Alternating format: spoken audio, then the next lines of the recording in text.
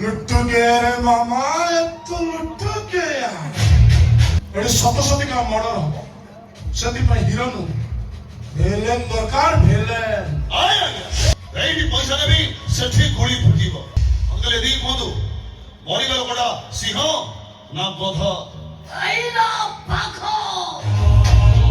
ତାକୁ ତା ମଞ୍ଜୁରୀ ଭିତରେ ପଶି ମାରିବାକୁ ପଡ଼ିବ ଓ ଡାଡି ମାଇ ଡିୟର ଫାଦର ହେଲେ ସେଦାଉ ଷ୍ଟାର୍ଟିଂ କି ହବ ନେ ଆରେ ସିଏ ମନେ ଚାହି ମୁଁ ହେବେ ନା ଆରାମ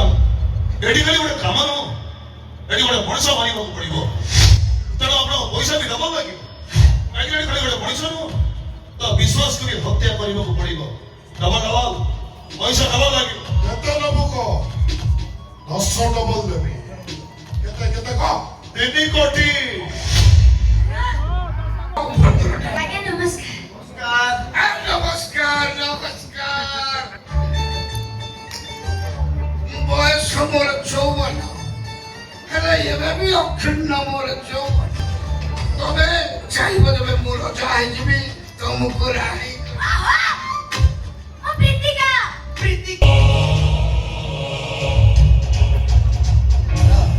ୟୁଜିନ ମ୍ୟାଡାମ ନମସ୍କାର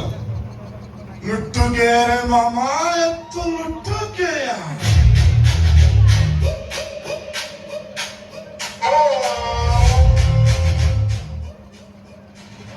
ହେ ଅଫିସର ତୋ ମୁଣ୍ଡ କାମ କରୁନି ବୋଧେ କାହା ସବୁ ଧରି ଆଣିଛ ସିନେମା କି ସିରିଏଲ ମର୍ଡର ସିନ୍ ହବନି ଏଠି ଶତ ଶତିକା ମର୍ଡର ହବ ସେଥିପାଇଁ ହିରୋ ନୁ ଭିଲେନ ଦରକାର ଭିଲେନ ଆଜିକାଲି ମର୍ଡର କରିବା ପାଇଁ ଆଉ ବାଗଛଳ ବିଧି ବାଇକ୍ ଧରି ବୁଲିବାକୁ ପଡୁନି ସବୁ ସିନ୍ କଟ୍ ଟୁ କଟ୍ ଏଇଠି ପଇସା ଦେବି ସେଠି ଗୁଳି ଫୁଟିବ ତାକୁ ମାରିବାକୁ ପଡ଼ିବ ମୁଁ ଖାଲି ଏତିକି ଜାଣିଛି ଗୁଳିଟା ଦେହରେ ବାଜିଲେ ଯାଇ ବଡି ଡେଡ୍ ବଡି ହବ ଯଦି ନ ବଚେ ବାଜିବ କାହିଁକି ନା ମରୁଥିବା ଲୋକ ଅପେକ୍ଷା ମୋ ଗୁଳିଟା ମୋ ପାଇଁ ମୂଲ୍ୟବାନ ଅଙ୍କଲ ଏତିକି କୁହନ୍ତୁ ମରିଗଲ କୋଟା ସିଂହ ନା ଗଧ ଆଇଲା ପାଖ ତାକୁ ପାଖରୁ ନୁହଁ କି ଦୂରରୁ ନୁହଁ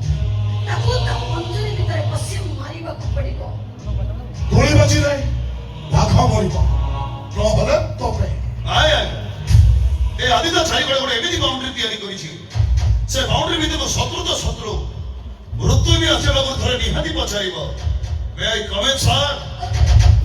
କିନ୍ତୁ ଏତିକି ଖେଳ ଛୋଟି ବନ୍ଧୁକର ନୁହଁ ଏଠି ଯୁଦ୍ଧ ଶତ୍ରୁ ଭିତରେ ନୁହଁ ମୋ ଡାଡି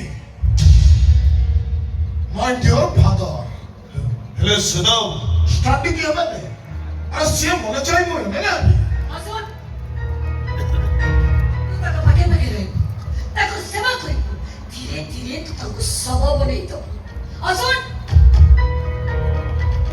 ବଡ଼ ଷ୍ଟାଇଲରେ ତୁ ଫାଇନାଲ କରିବୁ ସ୍ଲୋ ପଏଜନ ଦେବୁ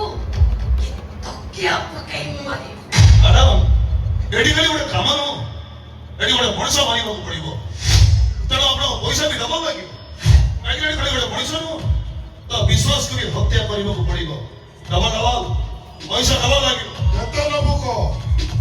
10 ଡବଲ ଦେବି କେତେ କେତେ କହ 3 କୋଟି 1.5 କୋଟି ଟଙ୍କାର ଚେକ୍ ବାକି 1.5 କୋଟି ମୁଁ ବିଧବା ହେଲା ପରେ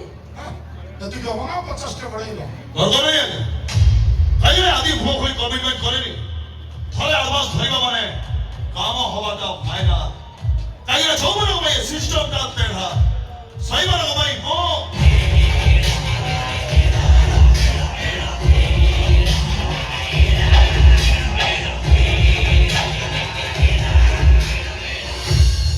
लुट गया रे पापा पापा तो लुट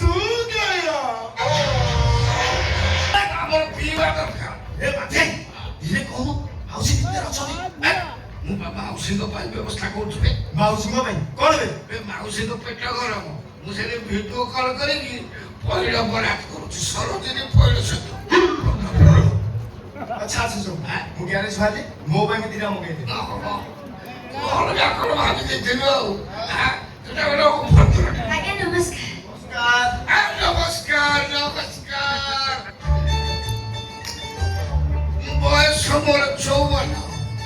ହେଲେ ଏବେ ବି ଅକ୍ଷୁଣ୍ଣ ମୋର ଯୌବନ ତେଣୁ 54 ବର୍ଷ ହେଲେ ବି 54 ମିନିଟ୍ ପାଇଁ ମତେ ଫଗୁଣ ଛୁଇଁ ନାହିଁ ମୋ ଭଳିଆ ଜଣେ ସୁପୁରୁଷ ଦାମ୍ଭିକ ବଳିଷ୍ଠ ଦମଦାର ସ୍ୱାମୀ ତମେ ଆଉ ଜୀବନରେ କେବେ ପାଇବନି ଏଇ ନାଲି ଚଷମା ଶୀଘ୍ର ତେଣୁ ମୋ କହିବା କଥା କଣ ତମେ ଚାହିଁବ ଯେବେ ମୁଁ ରଜା ହେଇଯିବି ତମକୁ ରାଣୀ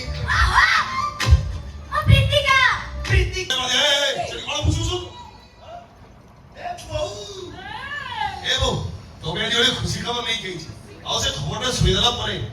ତୁ ପୁରା ଆକାଶରେ ଉଡ଼ିବୁ ଲୋ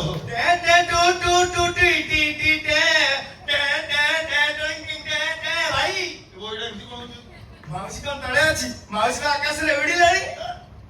ତୁ କଣ ହେଇଛି ଏମିତି କଣ କହୁଛୁ କଣ ହେଇଛି କିଛି ଜାଣିନୁ ହଇରେ ଟୋକା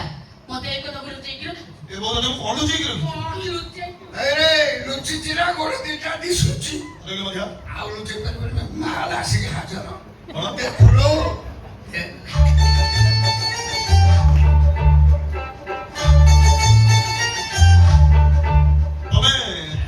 ତମେ ଏଠି ଏଇ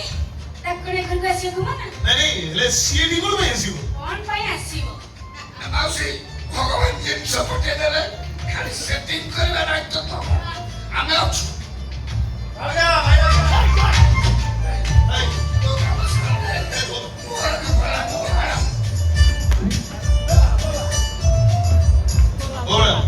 ସେମାନେ ତ କହିଲେ ତମେ ଆସ ତ ତାକୁ ଏ ଘରୁ ବାହାର କରିବ ତୁ କିଏ ଏ ବୋଉ ସିଏ କାହିଁ ଏଠି ରହିବ କାହିଁକି ରହିବ କାହିଁକି ରହିବ ଜାଣିପାରୁନି ବୋଲ ବୋଉ ବୋଉ ବୋଉ ବୋଉ ଗୋଟେ ଭଲ ଶାଢ଼ୀଟେ ପିନ୍ଧିବୁ ତତେ ନେଇ ମତେ ଗୋଟେ ବଢିଆ ଜାଗାକୁ ଯିବାର ଅଛି ଚାଲ ତୁ ଚାଲ ଚାଲ ଚାଲ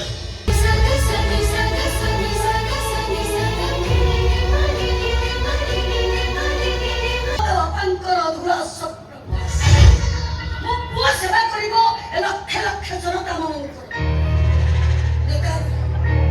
ସେବ କରି ସେବା କରିବ ଏ ବିଜେପ ନିର୍ବାଚନ ମଣ୍ଡଳୀର 4 ଲକ୍ଷ ଜନତା ତା ଭିତରେ କହ ମୋ ପୁଅ ML ହବ ମନ୍ତ୍ରୀ ହବ କି ମନ୍ତ୍ରୀ ଅବକାରୀ ମନ୍ତ୍ରୀ ପଞ୍ଚାୟତ ଉଡ଼ିବ ଭିତରିଆ ତେଣୁ ବିଜେପ ନିର୍ବାଚନ ମଣ୍ଡଳୀର ସମସ୍ତ ଜନତା ମାନଙ୍କ ମୋର ଅନୁରୋଧ ଆପଣମାନେ ପୁରୁଣାକୁ ଭୁଲି ନୂଆକୁ ଆପଣାନ୍ତୁ ମୋ ସବିଶ୍ୱର ସକ୍ସେନା ପରେ ମୋ ପୁଅ ରାଜ ସକ୍ସେନାକୁ ଭୋଟ ଦେଇ ଆପଣମାନେ ଜୟଯୁକ୍ତ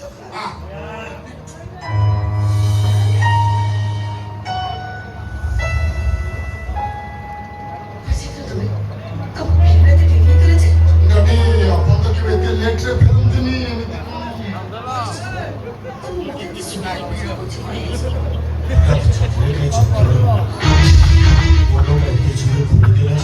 ବୟସ ବଢିଗଲେ ଏମିତି ଛୋଟ ଛୋଟ ପ୍ରୋବ୍ଲେମ ହୋଇଗଲାଣି ଡୋଣ୍ଟ ୱରି କିଛି ହବ ତ କଣ କହିଦେଲେ କିଛି ହବନି ନା ଛାତିରେ ଯନ୍ତ୍ରଣା ପାଇଁ ହାତ ଚକେଇ ଯାଇପାରେ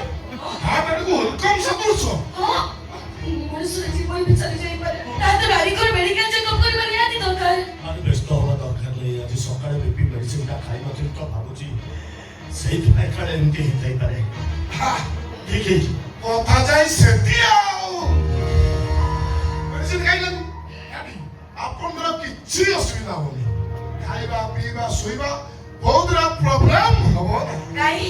ତୁ କଣ ଦାଦୀଙ୍କ ପାଖରେ 24 ଆୱାର ରହିବୁ ନା କଣ ମୋର ରହିବା ପାଇଁ ଇଚ୍ଛା ନାହିଁ ରହୁନୁ ତୁ ତ ଟ୍ରକ୍ ଉଡୁଛି